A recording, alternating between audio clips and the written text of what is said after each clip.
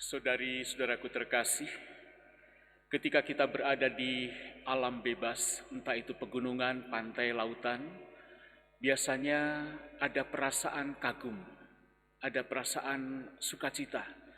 Lalu kita mengarahkan pandangan kita, pikiran kita kepada siapa di balik keindahan alam tersebut.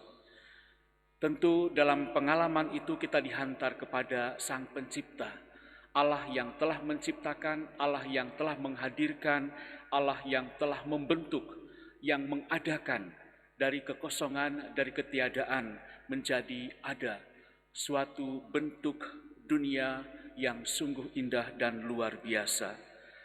Saudari-saudaraku yang terkasih, dalam kisah penciptaan apapun yang difirmankan Allah terjadi.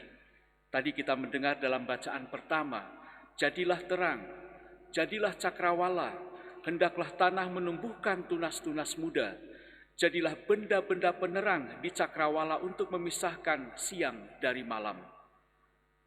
Lalu setiap kali diikuti perkataan, dan jadilah demikian. Allah melihat bahwa semuanya itu baik. Saudari-saudaraku terkasih, Allah menjadikan segala sesuatunya baik adanya. Bumi dan segala isinya disiapkan untuk dihuni oleh manusia dan juga supaya bermanfaat bagi kehidupan manusia. Kisah penciptaan ini tentu menghantarkan kepada kita sosok atau pribadi Allah dan putranya Yesus Kristus yang dapat kita andalkan di dalam kehidupan kita. Yesus pernah berbicara tentang para pengikutnya. Aku memberikan hidup yang kekal kepada mereka dan mereka pasti tidak akan binasa sampai selama-lamanya. Dan seorang pun tidak akan merebut mereka dari tanganku. Saudari-saudaraku yang terkasih, orang banyak yang diceritakan dalam Injil datang kepada Yesus mungkin bukan pertama-tama untuk mendapatkan penyembuhan spiritual, batinnya, tetapi lebih untuk mendapatkan kesehatan secara fisik. Kita seringkali lebih takut dengan penyakit fisik atau situasi fisik yang kurang baik daripada dengan kelemahan rohani dan kehilangan rahmat Tuhan. Penyakit paling parah yang bisa kita derita adalah yang datang dari dalam diri kita. Pernah dikatakan dalam Injil Matius, karena dari hati muncul pikiran jahat, pembunuhan, perzinahan, ketidaksucian, pencurian, sakit, saksi palsu, penghujatan. Itulah penyakit-penyakit rohani. Tetapi saudari-saudari yang terkasih, ada hal yang menarik dalam Injil hari ini ketika mereka membaringkan orang sakit di ruang terbuka di pasar-pasar. Lalu mereka meminta supaya Yesus membiarkan mereka untuk menjamah atau menyentuh jumbai jubah Yesus. Dan dari mereka yang menjamah jumbai jubah Yesus itu disembuhkan dari penyakitnya.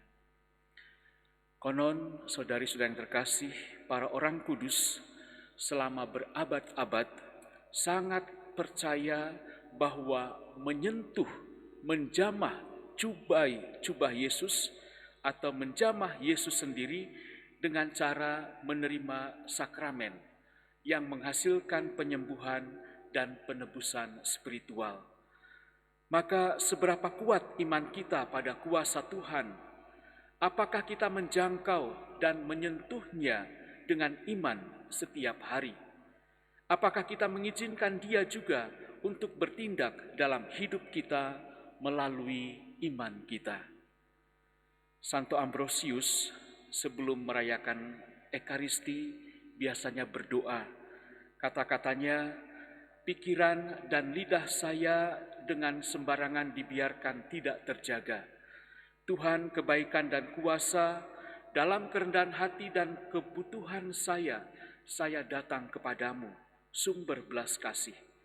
Tuhan, saya tidak malu menunjukkan luka saya menaruh harapan pada belas kasihan-Mu. dengarkan saya dan ampuni dosa dan kelemahan saya. Saudari-saudaraku yang terkasih, marilah kita datang kepada Tuhan kita, supaya Ia boleh menata kembali kehidupan kita menjadi lebih baik adanya.